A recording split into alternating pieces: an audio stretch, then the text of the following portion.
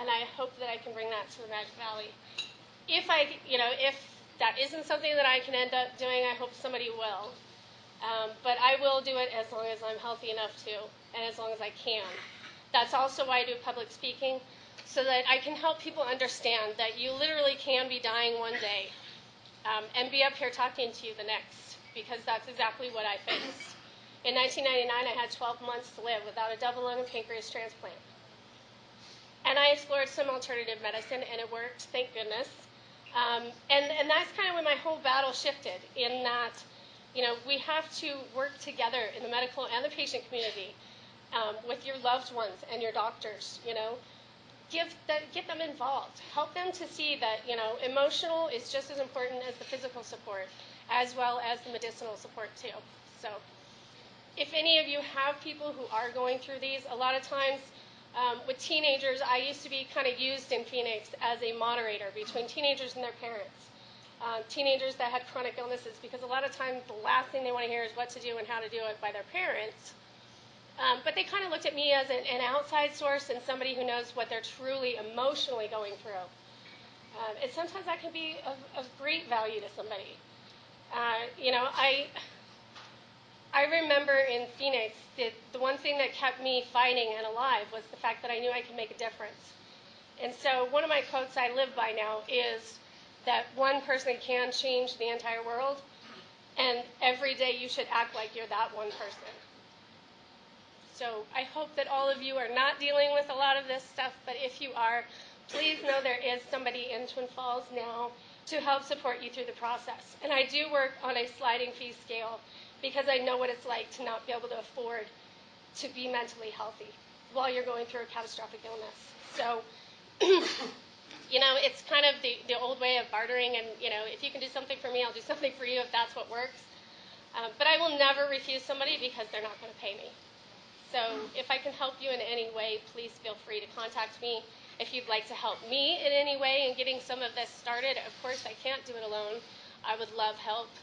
I'd like to establish a support group here in Twin Falls called SCARS, which stands for Surviving, Coping, and Recovery Support, which will be for chronic illness sufferers. Everybody, not just cancer, not just CF, not just anything. It's everybody who is dealing with the psychological factors of chronic illness and not just the physical.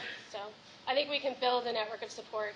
And I'd like to see some businesses also kind of chiming into this and offering lower rates to people who are on a disability income for things that normally you can't afford, like having your hair done or having, little things that pamper you and your self-esteem. I think it would be nice to get together a network in this town for people who are struggling. So thank you for having me. I appreciate you listening to everything, and I wish all of you the best of health. I hope I never have to help you through it. But if I do, you better come to the best. Thank you.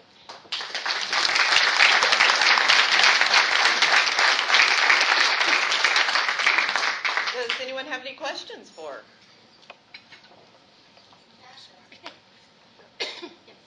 How does cystic fibrosis manifest itself? Wow. It's kind of different in every single patient, especially now. Back when I was diagnosed, there you go. Can you hear me now? Back when I was diagnosed, I was 2 years old.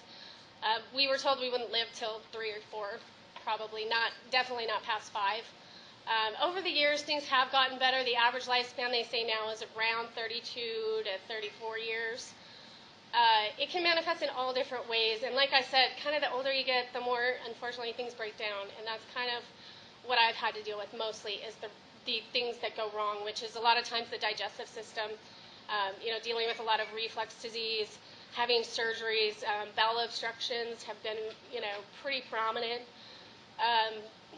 Having the diabetes, and unfortunately I'm really kind of rare in the fact that I just do not absorb insulin at the rate that I should, so I cannot control my blood sugars properly, and that's been a mystery for several years, and we've tried to, I've tried everything, but I do the best that I can, obviously, but there are 900, actually more than 900 variations of the CF gene now, and they can only test for about 650 of them, so they're finding people with the gene are even now having symptoms, but not the actual disease. So it just depends on what does. A lot of people have malabsorption in their liver as well as their food. I don't seem to have much of a problem with that other than I can't metabolize vitamin D. So I have what's called osteomalacia, which is incredibly painful. It's kind of like your bones feel like you have bone cancer. But it just depends on the person. Any other questions?